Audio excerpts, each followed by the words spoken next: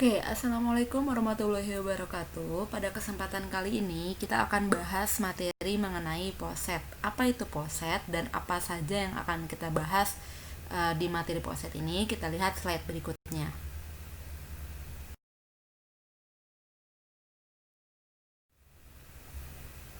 Berikut adalah apa-apa saja yang akan kita bahas di pertemuan kali ini ya. Jadi kayak definisi poset, terus diagram poset atau kita kenal dengan diagram Hess, dan supremum serta infimum. Oke. Terus yang pertama kita bahas definisi poset dulu ya. Oke, untuk apa sih kita mempelajari poset gitu? Jadi gini, kita itu kan dalam kehidupan sehari-hari juga sering menemukan pengurutan gitu ya. Jadi gini, kita sering mengurutkan sekumpulan objek atau data kan. Misalnya aja saya sebagai staf di sekolah nih, terus atau saya sebagai pengajar dosen, berarti saya harus mengurutkan misalkan yang ranking nilainya tertinggi sampai yang terendah gitu, kayak gitu kan. Nah, jadi teori matematika di balik konsep urutan seperti itulah itu adalah poset namanya gitu. Jadi konsep urutan itu adalah si poset itu. Gitu. Jadi sebenarnya tanpa kita sadari, poset itu juga ada dalam kehidupan sehari-hari gitu. Nah, kita langsung definisi poset aja ya secara matematis.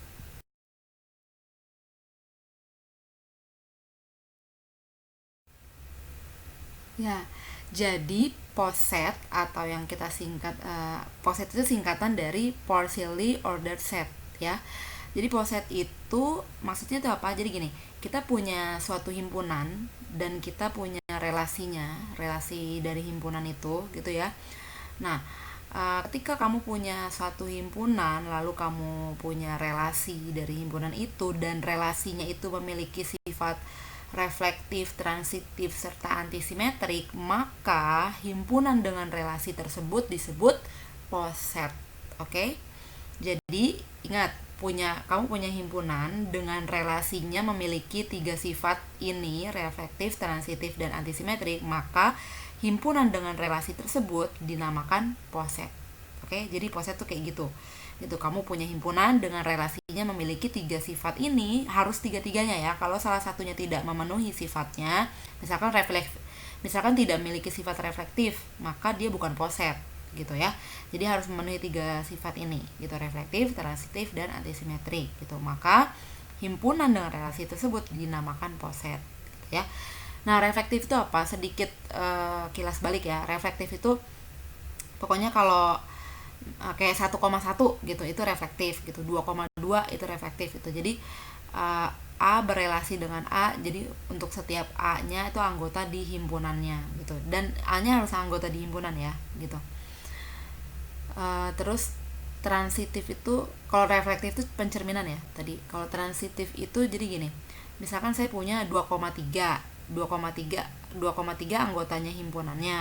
Nah, terus 3,4 juga anggota di himpunannya. Maka 2,4 juga harus ada di relasinya juga gitu ya. Jadi 2,3 ada di relasinya, 3,4 ada di relasinya, maka 2,4 juga ada di relasinya. Kayak gitu, salah satu contohnya gitu ya. Nah, terus antisimetrik itu kalau misalkan ya kayak 2,2 tadi kan, 2,2 itu mau kita balik 2,2 itu ya karena 2 sama dengan 2, maka dia bersifat antisimetrik gitu kan. Tapi kalau misalkan kayak gini, 2,3 ada di R, ada di relasinya, 3,2 juga ada di relasinya, tapi 3 tidak sama dengan 2 gitu ya. Dan salah satu angkanya ada yang nggak ada di relasinya gitu. Nah, itu antisimetrik gitu ya. Ingat-ingat pokoknya apa yang dimaksud dengan reflektif apa, transitif apa, antisimetrik apa. Ingat-ingat lagi, ada di pembahasan slide sebelumnya ya, di materi sebelumnya ada tentang reflektif, transitif, dan antisimetrik. Jadi dibaca lagi ya gitu. Nah, terus di sini juga ada catatan. Sudah tradisi ketika membahas poset secara umum, bukan contoh spesifik ya, artinya relasinya tuh relasi umum gitu. Kita nggak ngasih tahu secara spesifik apakah relasinya itu kurang dari sama dengan atau lebih besar sama dengan gitu, bukan ya. Tapi kalau relasinya itu secara umum, maka kita dapat menuliskan relasinya itu simbolnya seperti ini. Ini simbolnya bukan berbeda ya. Ini tuh simbolnya itu berbeda dari simbol yang kurang dari sama dengan. Beda ya, lengkungannya yang bikin beda gitu. Kalau kurang dari sama dengan kan lengkungannya tegas ya gitu, kalau ini agak lengkung dikit gitu. Nah, kalau yang lengkungannya seperti ini dibacanya X mendahului Y ya. Jadi ingat ya, ini dibacanya X mendahului Y gitu. Nah, ini simbolnya akan dipakai kalau kita membahas poset secara general ya, bukan secara khusus di satu contoh aja, bukan, tapi secara general gitu. Ini kok dipakai ya. Tapi kalau kita ngebahas contoh poset secara spesifik ya ini tidak dipakai gitu. Pakainya relasi yang si contoh itu aja gitu. Oke, kita langsung lihat contohnya aja ya.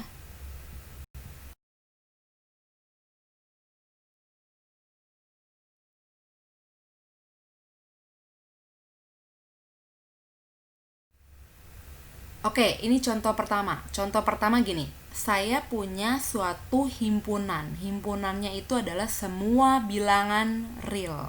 Oke, itu himpunannya ya. Lalu relasinya saya punya, ini soalnya ya.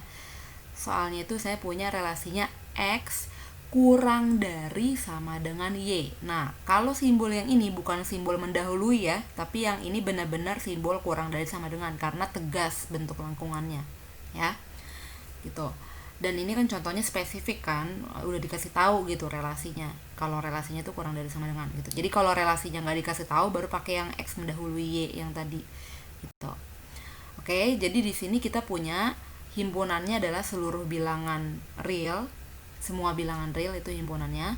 Relasinya itu X kurang dari sama dengan Y, di mana X sama Y itu sama-sama bilangan real gitu ya.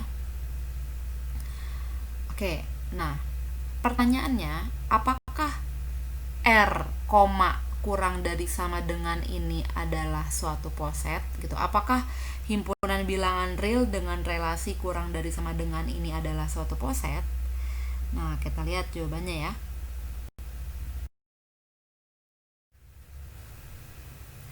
Oke, kita cek nih, dia reflektif, transitif, dan antisimetrik nggak gitu.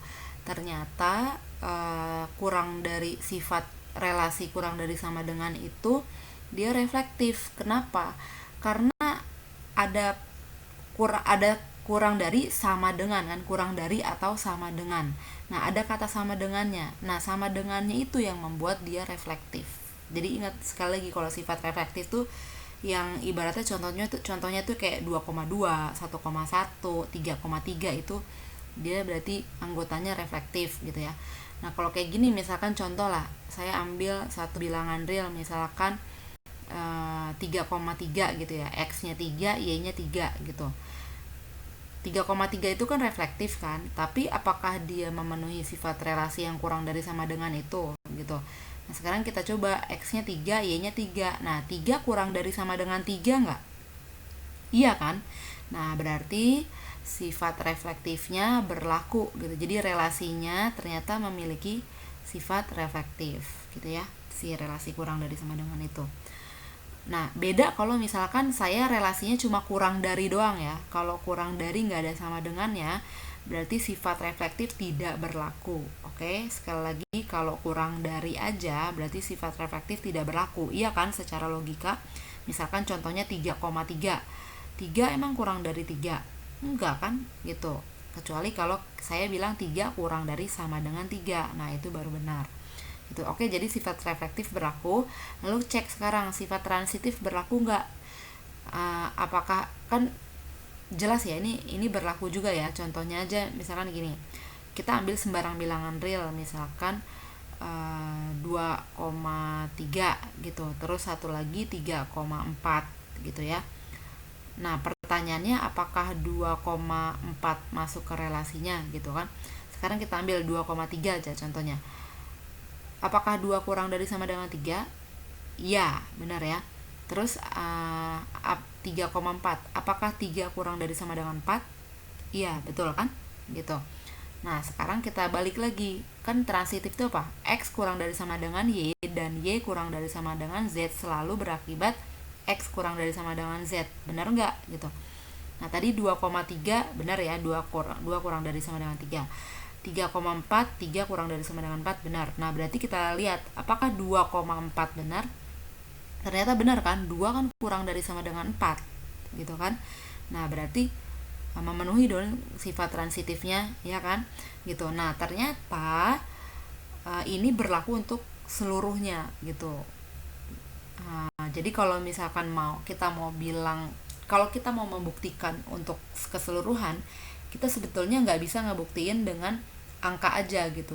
Jadi bisa pakai kata-kata ini ya. Kalian bisa mencontek kata-kata yang udah saya buat di sini gitu. Jadi kalau pengen membuktikan sifatnya itu transitif, reflektif, atau antisimetrik secara general seperti ini, kan himpunan bilangan real kan luas ya gitu.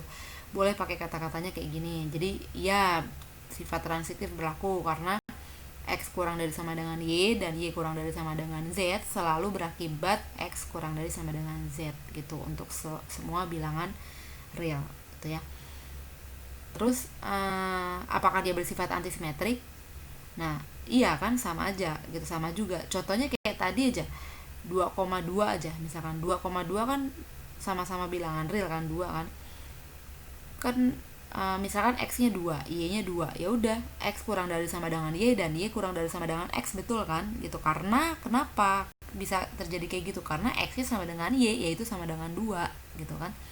Itu salah satu contohnya yang membuktikan kalau dia juga bersifat antisimetrik gitu ya. Jadi dapat kita simpulkan bahwa relasi kurang dari sama dengan untuk himpunan bilangan real adalah suatu poset gitu ya. Jadi R, kurang dari sama dengan adalah sebuah poset. Tuh. Terbukti nih, ternyata dia poset. Oke, kita lihat contoh berikutnya.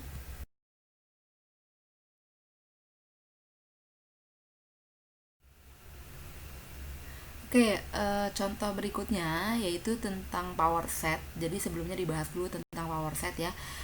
Ini hanya untuk mengingatkan. Nah, pertama simbol power set itu, misalkan saya punya suatu himpunan, nama himpunannya S gitu ya. Maka power set S itu simbolnya PS ya. Artinya power set itu anggota himpunan power set itu apa aja? Anggotanya adalah semua himpunan bagian dari si S gitu ya. Kalau power set S berarti anggotanya semua himpunan bagian dari si S gitu. Nah, nama lain power set adalah himpunan kuasa gitu ya. Kan kita udah pernah bahas sebelumnya ya himpunan kuasa gitu. Contohnya gini, power set dari himpunan 1,2 apa aja anggotanya? Anggotanya pertama pasti jelas himpunan kosong dulu masuk. Terus si angka 1 itu sendiri, lalu angka 2 itu sendiri, dan angka keseluruhannya yaitu 1,2 gitu. Jadi itu adalah anggotanya si power set 1,2 gitu. Kayak gitu ya. Berarti kalau saya misalkan punya pertanyaan, anggota dari power set 1,3 apa aja? Berarti anggotanya himpunan kosong 1, 2, 1,3 ya tadi. Power set dari 1,3 berarti anggotanya himpunan kosong 1, 3 sama 1,3 itu sendiri gitu ya. Jadi bisa dipahami ya. Jadi power set itu anggotanya ya bagian-bagiannya gitu. Angka-angkanya dipecah-pecahin lagi kayak gitu. Nah, terus nih ada contoh 2 nih, apa sih hubungan power set sama poset gitu ya. Nah, ini kayak contoh 2. Jadi dimisalkan ada suatu himpunan namanya himpunan S dengan relasinya itu subset ya. Contohnya kayak gini, misalkan A subset dari A, B gitu kan, artinya benar ya, A subset dari A, B karena A-nya ada di A, B gitu, ada jadi anggota A, B. Nah, contoh 2 ini pertanyaannya gini, saya punya satu himpunan S, relasinya itu subset. Nah, tunjukkan apakah power set dari himpunan S dengan relasi subset. Nah, itu ya, simbol subset seperti itu. Apakah itu sebuah poset? Nah, itu pertanyaannya. Ya, jadi power set dengan relasinya itu subset, apakah itu sebuah poset? Kita lihat jawabannya ya. Oke, ini jawabannya ya. Jadi power set S dengan uh, relasi subset itu adalah sebuah poset gitu. Oh ya, ini kalian perlu pahami ya, subset atau himpunan bagian. Jadi misalkan gini, satu itu himpunan bagian dari 1,2 kan, karena angka 1 ada di dalam 1,2. Nah kayak gitu, itu yang dimaksud dengan subset atau himpunan bagian ya. Terus kalau yang dimaksud sama, yang dimaksud dengan kata sama itu benar-benar anggotanya sama persis gitu ya. Jadi misalkan 2,3 itu sama dengan 2,3 gitu ya. 3,3 itu sama dengan 3,3 gitu ya. 4,3 itu sama dengan 4,3. Itu yang dimaksud dengan sama. Kalau yang dimaksud dengan himpunan bagian, misalkan A, B, C adalah himpunan bagian dari A, B, C, D. Itu yang dimaksud dengan himpunan bagian ya. Tetapi himpunan bagian juga bisa sama persis. Misalkan kayak gini, 2 adalah himpunan bagian dari 2 gitu. Itu bisa sama persis. Jadi himpunan bagian tuh bisa sama persis, bisa hanya ngambil part bagian terkecilnya aja gitu. Paham ya? Jadi contohnya kayak gini, kalau reflektif itu kan oh ya, ini dibilang poset karena dia memenuhi ketiga syarat ini ya. Pertama dibilang reflektif karena reflektif itu kan sembarang himpunan merupakan himpunan bagian dari dirinya sendiri kan. Contohnya kayak cermin deh, kayak 1,1 gitu, 1,1, 2,2 itu kan reflektif. Nah ini juga sama, kalau di power set kita selalu pakai kurung kurawal ya, karena kan power set itu kan isinya semua himpunan bagian. Jadi ternyata ambil aja satu contohnya, misalkan A, B, C. Ternyata kan A, B, C itu kan subset dari A, B, C kayak gitu. Kayak power set 1,2,3 ya. Saya ambil himpunan bagiannya deh, misalkan satu itu kan subset dari satu itu sendiri gitu kan. Nah itu berarti dia reflektif kayak gitu. Terus transitif yang dimaksud transitif itu kan kalau ada X, Y anggota dari relasinya, lalu Y, P anggota dari relasinya, maka X, P juga harus anggota dari relasinya gitu kan. Nah di sini kan relasinya subset atau himpunan bagian. Nah kita tinggal lihat aja. Kita ambil contoh misalkan power setnya itu anggotanya misalkan B, C gitu ya. Ini power set S itu himpunan S itu himpunan sembarang ya. Kita nggak tahu sama sekali himpunannya apa. Ini himpunan umum. Jadi kalian boleh ngambil sembarang, itu contohnya tuh pakai simbol A, B, C, D, E, F, G, H, I, J terserah gitu. Tapi jangan pakai angka dulu gitu ya. Karena kita pengen buktiin general kan, kita pengen buktiin secara umum. Nah ini yang transitif, katanya dia memiliki sifat transitif. Contohnya kayak gini, B, C itu kan subset atau himpunan bagian dari A, B, C. Ini benar ya. Karena kenapa? B, C itu sendiri ada di dalam A, B, C kan. No, si B, C nya itu kan, ya kan. Nah berarti B, C itu subset dari A, B, C. Oke betul ya. Nah terus kita pengen bilang lagi, berarti dia memenuhi anggota relasinya. Nah terus transitif itu kan tadi apa? Kalau B, C itu subset dari A, B, C dan A, B, C itu ternyata subset dari A, B, C, D, maka kita dapat simpulkan B, C adalah subset dari A, B, C, D. Nah sekarang kita pakai logika, benar nggak B, C itu subset dari A, B, C, D? Benar dong kan, B, C ada di dalam A, B, C, D juga kan, si B, C nya itu kan gitu, anggotanya juga kan gitu. Jadi dia pasti subset atau himpunan bagian gitu ya. Terus yang ketiga, dia memiliki sifat antisimetrik.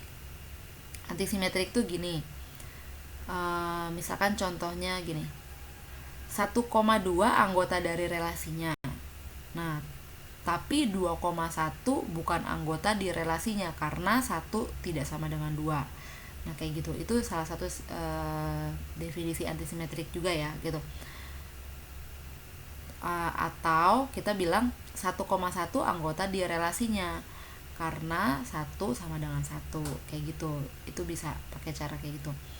Nah, sekarang kita lihat antisimetrik di power set ya. Contohnya kayak gini. Nih kalau ini boleh nih pakai angka karena biar kelihatan jelas ya. 1 itu kan adalah himpunan bagian dari 1,2, benar nggak? Betul kan, karena 1 kan ada di 1,2. Tapi apakah 1,2 itu himpunan bagian dari 1?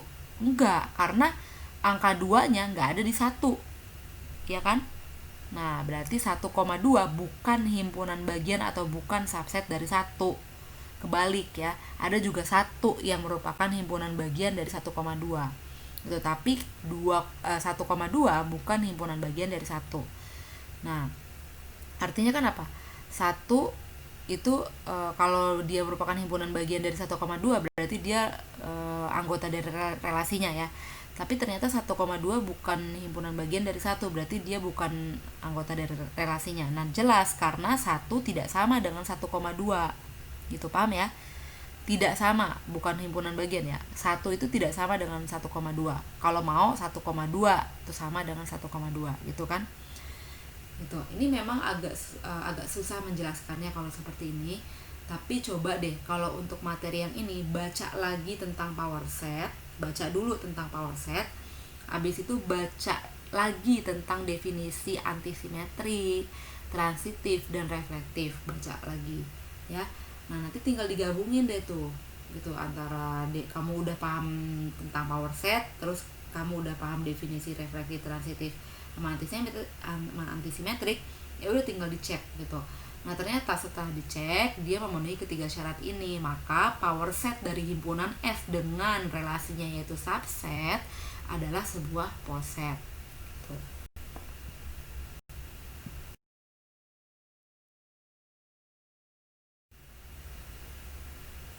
Oke, contoh ketiga, contoh berikutnya ini akan diberikan contoh yang bukan poset ya. Salah satunya yaitu himpunan Z atau himpunan semua bilangan bulat termasuk yang positif, 0 maupun yang negatif ya. Pokoknya angka-angka yang bulat deh gitu, tapi negatif masuk juga, positif 0 juga. Gitu. Nah, pertanyaannya gini. Apakah himpunan bilangan bulat atau Z dengan relasinya seperti itu ya, simbolnya yaitu itu tuh artinya habis membagi ya. Apakah itu merupakan poset gitu? Jadi himpunan Z dengan relasi habis membagi apakah merupakan poset? Ternyata jawabannya itu bukan poset karena tidak memenuhi syarat yang ketiga yaitu antisimetrik. Syarat antisimetriknya gagal ya. Kenapa gagal? Contohnya gini, antisimetrik itu kan kayak tadi saya bilang ya. Misalkan ya ini contohnya aja langsung deh. 1 habis membagi -1 benar kan? Gitu. 1 habis membagi. Jadi gini, kalau antisimetrik itu kan kalau A, B anggota dari relasinya dan B, A anggota dari relasinya, maka A-nya sama dengan B, atau A, B anggota dari relasinya tapi B, A bukan anggota dari relasinya, maka A tidak sama dengan B. Kayak gitu. Itu definisinya antisimetrik ya. Gitu. Itu definisi antisimetrik pada pasangan terurut tuh A, B. Nah, tapi kalau pada angka gimana? Kayak gini contohnya. 1 kan habis membagi -1 benar nggak? 1 dibagi -1 benar dong. Ya gini, -1 dibagi 1 benar dong. Kan gitu, 1 habis membagi -1 benar ya. Berarti -1 dibagi 1 habis, hasilnya -1 gitu. Nah, terus kita balik. Kalau -1 habis membagi 1 juga nggak? Iya kan?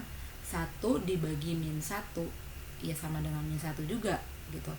Tapi apakah angka 1 dengan angka -1 itu sama? Beda dong, yang 1 plus yang 1 negatif, beda gitu.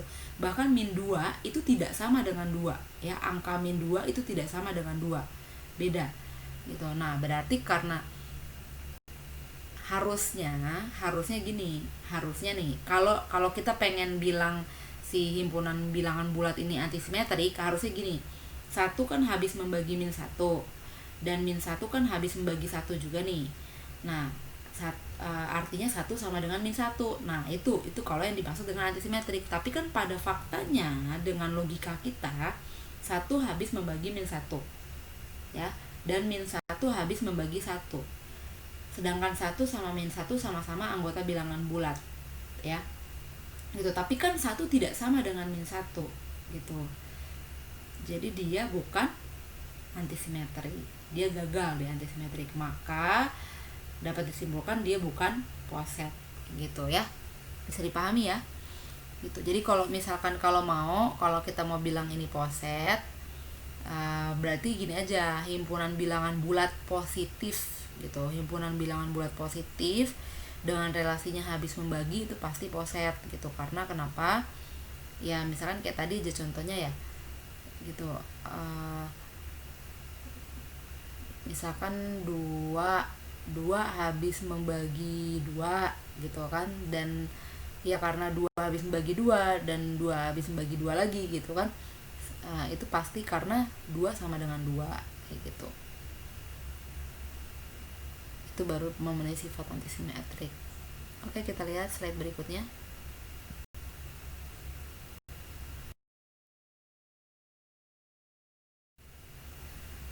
Oke, berikutnya kita bahas subposet sebentar ya. Subposet itu sama seperti subhimpunan pada himpunan gitu. Jadi subposet itu artinya himpunan bagian dari si poset gitu ya. Langsung ke contohnya aja. Ini contohnya kayak gini. Jadi ini ada himpunan 1, 2, 3, 4, 5. 1, 2, 3, 4, 5 kan himpunan bagian dari bilangan real kan gitu. Jadi 1, 2, 3, 4, 5 ternyata dengan relasi kurang dari sama dengan adalah subposet dari himpunan bilangan real yang relasinya sama, yaitu kurang dari sama dengan. Ya gitu ya. Jadi subposet itu kayak sub himpunan gitu, kayak himpunan bagian dari posetnya.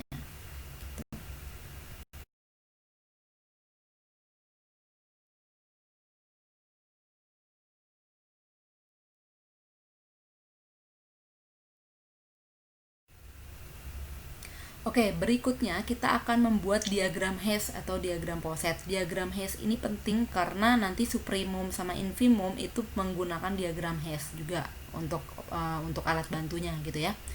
Nah, ini langkah-langkah membuat diagram poset atau diagram hash, yaitu pertama, tiap anggota si posetnya itu digambarkan dengan titik-titik.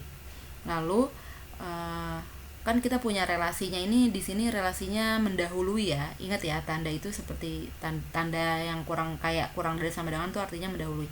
Nah, jika X mendahului Y, maka letak titik X itu harus lebih rendah dari letak titik Y. Gitu. Nah, jika X mendahului Y, nah tapi tidak ada anggota lain di antara keduanya, maka tinggal tarik garis dari X ke Y. Gitu ya. Nah, hasilnya nanti namanya itu diagram poset atau diagram hash. Oke, kita lihat contohnya aja. Oke, kita ke contoh 4 ya. Contoh 4 yang pertama.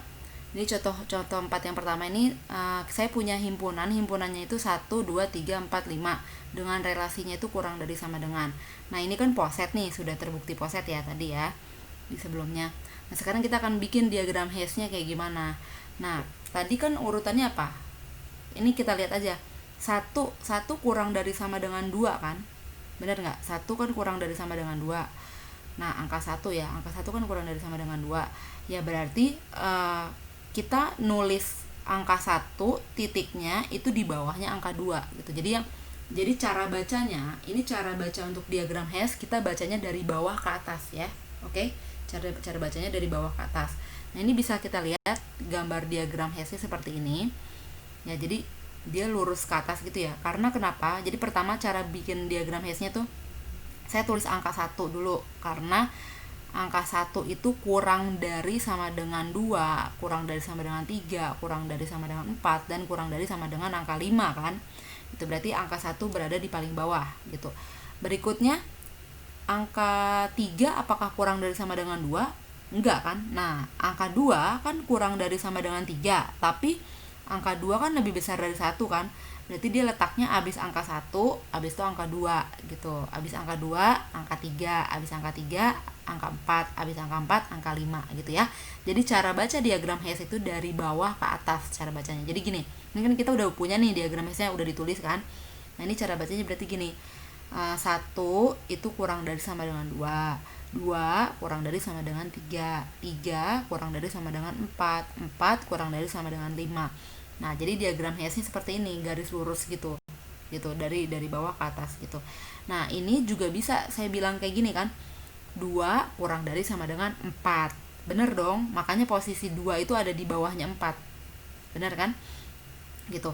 2 kurang dari sama dengan 5. Bener dong? Makanya posisi 2 ada di bawahnya 5.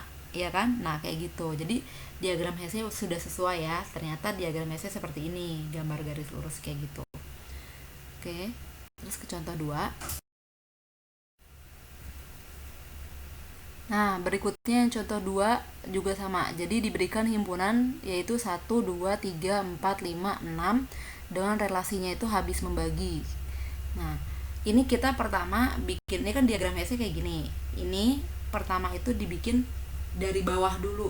Jadi kalau mau bikin diagram Hess dari bawah dulu, nanti baru ke atas, kayak gitu ya. Jadi pertama saya bikin dari yang angkanya kecil dulu deh. Coba kita lihat, kita cek dari yang angkanya paling kecil, angka 1. Nah, 1 habis membagi semua angkanya kan? Ya nggak? Nah, berarti angka 1 saya tulis di titik paling bawah. Oke? Karena angka 1 itu habis membagi 2, angka 1 habis membagi 4, angka 1 habis membagi 6, dan seterusnya. Oke?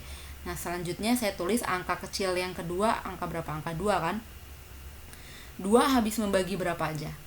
2 habis membagi 4 dan 6, ya kan? Berarti nanti dari 2 ini akan saya tarik garis ke angka 4 dan angka 6. Tapi posisinya angka 2 ini ada di bawahnya angka 4 sama 6. Kayak gitu, ya. Gitu. 2 jadi dari 1 saya tarik garis kedua ya.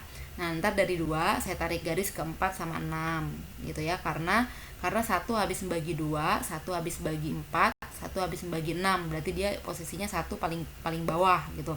Nah, terus 2 kan habis membagi 4, 2 habis membagi 6. Berarti posisinya 2 ada di bawahnya 4 sama 6 gitu. Nah, 2 habis membagi 3 enggak? 2 tidak habis membagi 3 dan 5. Makanya antara 2, 3 sama 5 itu dibikin sejajar titiknya. Ya, dan tidak ada garis. Kedua, ketiga, kedua sama kelima juga nggak ada garis. Ya, karena 2 tidak habis membagi 3, 2 juga tidak habis membagi 5 gitu. Makanya tidak ada garis kan dari 2 ke 5. Oke.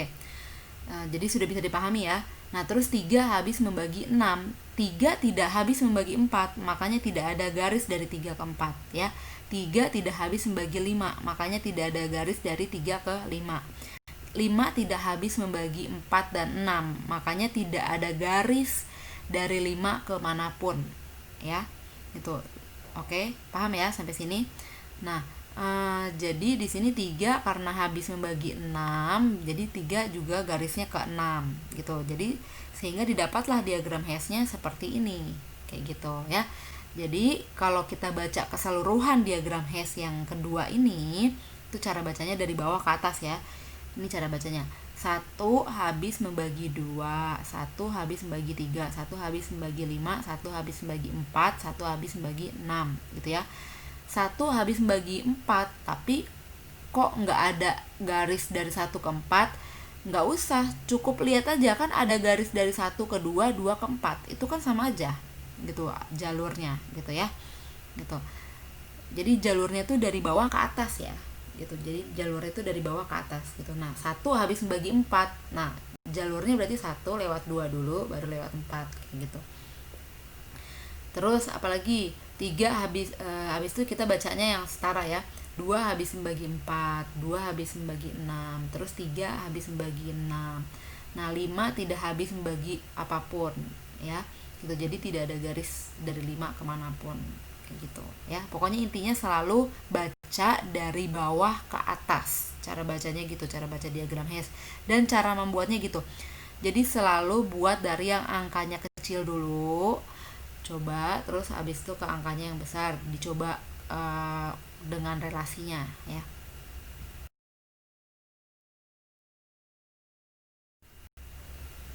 Nah, berikutnya sebelum ke supremum dan infimum, karena kalian sudah mengetahui diagram Hess, kalian wajib tahu apa yang dimaksud dengan pasangan comparable ya. Ini sebelum ke supremum dan infimum harus tahu dulu nih pasangan comparable itu yang seperti apa. Nah, pasangan comparable itu intinya dua anggota X, Y di suatu poset disebut comparable bisa dibandingkan jika berlaku X mendahului Y atau Y mendahului X. Artinya ada relasinya gitu ya, antara titiknya itu ada relasinya kayak gitu. Contoh deh, langsung ini ada dua contoh. Ini kan ada dua diagram Hess ya. Ini kita lihat contoh diagram Hess yang pertama yang lurus gitu ya, garis lurus gitu. Ini semua pasang anggotanya selalu comparable ya. Kenapa? Karena dia ada garisnya ke semua kan. Dari satu ke titik kedua ada, dari dua ke tiga ada, dari satu ke tiga juga ada kan, lewat satu garis semua gitu. Nah, kalau lewat satu garis semua berarti dia comparable gitu ya.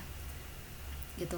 Dari bawah ke atas itu comparable semua ya. Ini contoh yang kalau nggak salah yang himpunan 1 2 3 4 5 dengan relasinya kurang dari sama dengan ya. Ini comparable. Nah, terus contoh yang kedua ini yang himpunannya 1 2 3 4 5 6 dengan relasinya itu habis membagi ya. Ini yang relasinya habis membagi. Nah, ternyata kan kita bisa lihat ya tadi kan di slide sebelumnya saya udah bilang kalau 2 itu tidak habis membagi 3, makanya tidak ada garis dari 2 ke 3 ya. Dan 2 juga tidak 2 dan 5 juga itu bukan pasangan yang comparable ya. Jadi 2 dan 3 itu bukan pasangan yang comparable, makanya dia tidak comparable kan. Pasangan 2 dan 5 itu juga tidak comparable karena kenapa? Tidak ada garis dari 2 ke 5 gitu, tidak ada garis dari 2 ke 3 gitu ya, lebih simpelnya sih gitu. Atau bahasa lainnya gini, 2 kan tidak habis membagi 3, 2 juga tidak habis membagi 5, 5 juga tidak habis membagi 3, 5 juga tidak habis membagi 2, makanya 2 dan 5 itu bukan pasangan yang comparable gitu. Atau 2, 5 itu tidak comparable, 2 dan 3 juga tidak comparable gitu ya. Jadi bisa dipahami ya, yang dimaksud comparable itu dia yang ada relasinya gitu ya, yang ada garisnya juga, yang dilewati garisnya gitu, dan ada relasinya.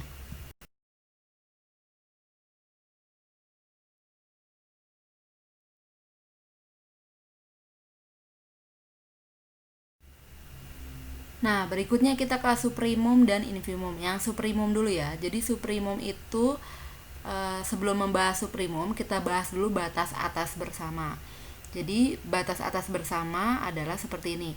Jika X mendahului A dan Y mendahului A juga, maka A disebut batas atas bersama atau batas atas saja untuk X dan Y. Nah, ini ada catatan, batas atas itu, batas atas bersama itu bisa ada banyak ya. Gitu. Jadi batas atasnya itu bisa ada banyak. Gitu. Tapi kalau supremum itu cuma ada satu. Gitu ya. Cuma ada yang terternya gitu ya, cuma ada satu gitu. Jadi kalau batas atas bersama itu bisa ada banyak, tapi kalau supremumnya itu cuma ada satu. Oke.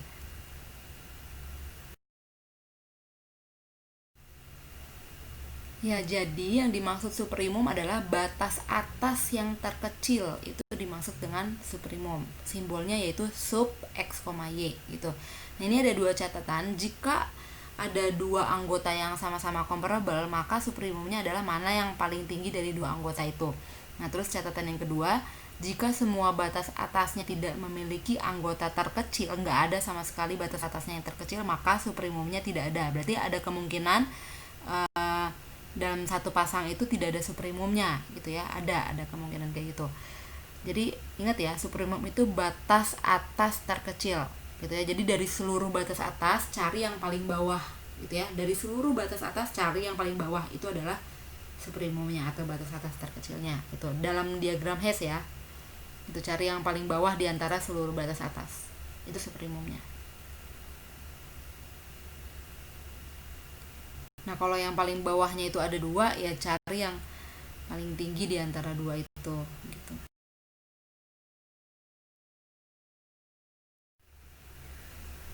Oke, ini contoh untuk supremum. Ini diagram Hess-nya sudah diberikan seperti ini. Ada 5 pertanyaan. Pertanyaan pertama, supremum dari A, B apa gitu ya. Ternyata supremum dari A, B adalah D. Kenapa? Kita perhatikan di diagram Hess-nya itu titik A sama titik B itu kan ada di paling bawah ya. Nah, sekarang kita lihat kalau mau cari itu kayak gini. Cari batas atas bersama dari A sama B gitu ya. batas atasnya si A itu kan D, E, F, G, H, I, J kan, sedangkan batas atasnya si B itu juga sama ya, D, E, F, G, H, I, J. Nah, sehingga batas atas bersamanya adalah D, E, F, G, H, I, J, ya kan, karena ada di keduanya, ada di A juga ada di B gitu, makanya dia jadi batas atas bersama. Nah, dari D, E, F, G, H, I, J itu mana yang letaknya paling bawah? Ternyata yang letaknya paling bawah adalah si D kan, kalau dari diagram Hess kan gitu, sehingga batas atas terkecilnya dari A, B adalah D gitu ya gitu. Oke, kita lihat soal kedua. Nah, untuk soal kedua, itu yang ditanya suprimum dari D, F itu apa? Ternyata suprimum dari D, F adalah F. Kok bisa? Nah, sekarang kita lihat titik D sama F ya. Yang merupakan batas atasnya buat D. Oh ya, batas atas itu juga bisa dirinya sendiri ya. Jadi D itu juga batasnya dari D, jadi batasnya untuk D ya, batasnya untuk D itu batas atasnya D itu sendiri, D, E, F, G, H, I, J. Oke, itu batas atasnya untuk D. Sedangkan batas atasnya untuk F itu adalah F itu sendiri, H, I, J. Oke. Gitu. Nah, kalau diperhatikan batas atas bersamanya adalah apa? Batas atas bersama dari D sama F itu adalah F, H, I, J kan. Nah, batas atas bersamanya dari D sama F kan F, H, I, J. Nah, tinggal dilihat yang mana yang letaknya paling kecil gitu, yang letaknya paling bawah di antara F, H, I, J itu. Ternyata yang letaknya paling bawah di diagram Hess itu adalah si F. Berarti suprimum dari atau batas atas terkecil dari D sama F adalah si F gitu ya. Itu kita lihat contoh 3.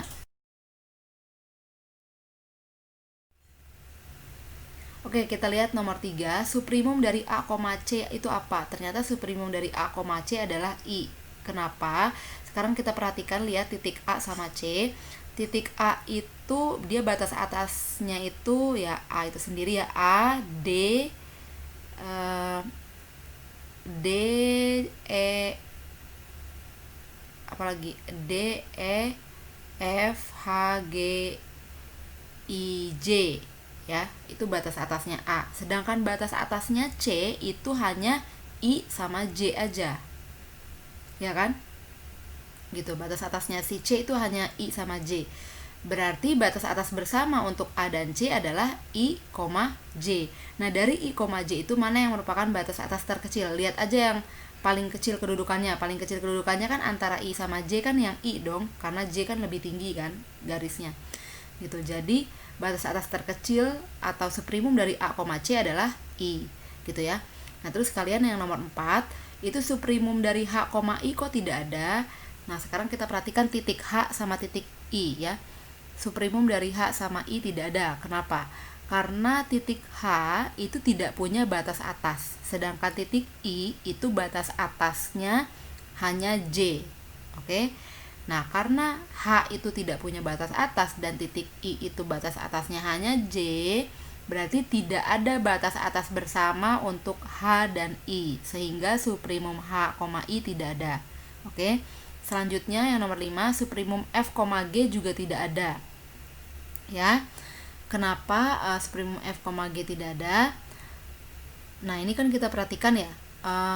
Batas atas untuk si F itu kan hanya H sama I aja kan, gitu. Sedangkan batas atas untuk G itu ada H, I sama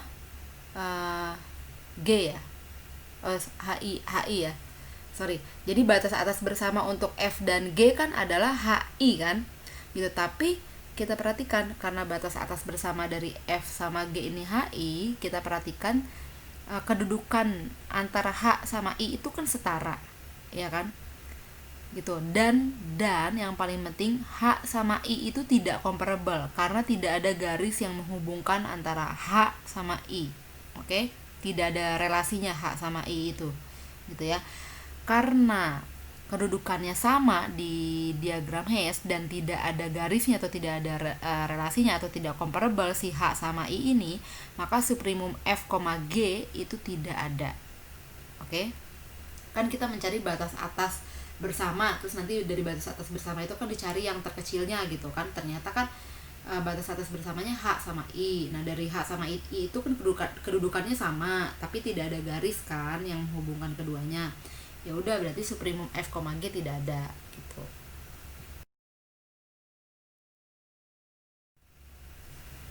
Oke, berikutnya kita akan bahas batas bawah bersama dan infimum.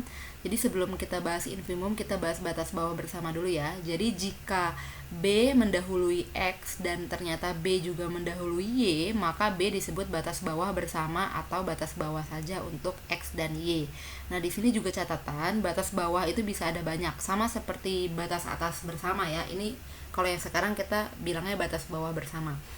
Nah, lalu infimum itu apa? Ini langsung aja ya. Jadi infimum itu adalah batas bawah yang terbesar. Itu disebut infimum, sedangkan simbolnya itu inf X, Y gitu ya. Di sini ada dua catatan. Jika dua anggota itu comparable, maka infimumnya adalah mana yang paling bawah di antara dua anggota itu.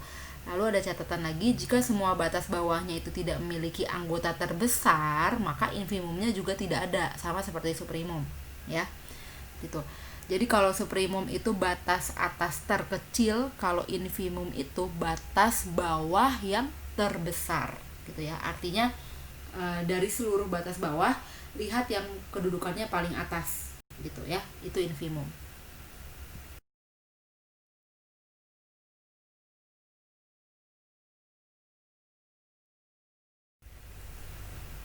Oke, kita lihat contoh berikutnya. Ini contohnya diagram Hayes-nya masih sama dengan contoh yang di supremum ya. Gitu, diagram Hayes-nya masih sama. Ini ada 4 soal, ada 4 pertanyaan. Pertanyaan pertama, infimum dari E, G itu apa? Ternyata infimum dari E, G adalah D atau dodol. Kenapa? Sekarang kita perhatikan batas bawahnya untuk E. Kita lihat garis yang ke bawah ya. Kalau batas bawah berarti kita lihat garis yang ke bawah. Nah, batas bawahnya untuk E itu kan ada DAB, sedangkan batas bawah untuk G itu kan juga sama, DAB juga kan. Nah, berarti batas bawah bersama untuk E dan G kan sama nih, sama-sama DAB. Nah, sekarang kita perhatikan di antara DAB mana yang letaknya paling tinggi atau paling atas. Gitu. Nah, itu adalah batas bawah bersama, batas bawah terbesar, sorry. Nah, ternyata dari DAB itu yang paling tinggi posisinya adalah si D kan? Gitu. Berarti si D adalah infimum untuk E, G atau batas bawah terbesar dari E, G gitu. Nah, terus untuk yang soal kedua, infimum dari I, G itu apa? Nah, sekarang kita lihat ternyata infimum dari I, G adalah G itu sendiri gitu. Kenapa? Coba kita lihat batas bawah untuk I itu apa? Ada C, ada G, ada F, ada I itu sendiri juga sebenarnya udah batas bawah ya. Ada I, F, G, C, D, A, B ya, itu batas bawah untuk si I. Sedangkan batas bawah untuk G itu ada G itu sendiri, terus D ya, D, AB ya. Gitu, itu batas bawah untuk G. Nah, berarti batas bawah bersama antara I sama G adalah mana? Yang paling atas posisinya itu kan si G kan, yang paling dekat sama I sama G itu G itu sendiri gitu kan. Jadi infimum atau batas bawah terbesarnya dari I, G adalah G gitu ya. Nah, lalu selanjutnya yang soal nomor 3, infimum dari F, C itu tidak ada katanya di sini. Kenapa? Sekarang kita perhatikan titik F sama titik C. Nah, kita lihat titik C itu kan tidak punya batas bawah kan, ya kan? Sedangkan titik F mah ada ya batas bawahnya kan. Titik F itu batas bawahnya ya, selain F itu sendiri ada D, A, B kan, batas bawahnya si F. Tapi batas bawahnya si C nggak ada. Nah, karena yang satu punya batas bawah tapi yang satu nggak punya batas bawah, berarti kan tidak memiliki batas bawah bersama nih. Berarti si F dan C tidak memiliki batas bawah bersama, maka infimum F, C itu tidak ada gitu ya. Lalu yang pertanyaan terakhir, infimum H, I juga tidak ada. Kenapa? H, I. Infimumnya apa? H itu batas bawahnya kan ada G, ada F gitu ya, terus ada D, ada A, ada B. Nah, sedangkan batas bawah untuk I itu ada F juga, ada G, dan ada C gitu kan. Nah, berarti kan batas bawah bersama untuk H dan I kan itu apa? F, G, D, A, B kan. Nah, tapi kita lihat posisinya. Yang paling tinggi itu apa? Yang paling tinggi itu kan posisinya di antara F, G, D, A, B kan si F sama G kan yang letaknya paling tinggi kan. Nah, sekarang kita lihat karena ada dua yang paling tinggi yaitu F dan G, tapi ternyata mereka tidak comparable, tidak ada garis yang menghubungkan antara F sama G. Lalu posisi mereka juga kalau kita perhatikan posisinya sama persis ya, gitu, nggak ada yang lebih tinggi antara F sama G, maka infimum H, I juga tidak ada. Oke, jadi itu ya soal-soal terkait infimum gitu, jadi kayak gitu ya.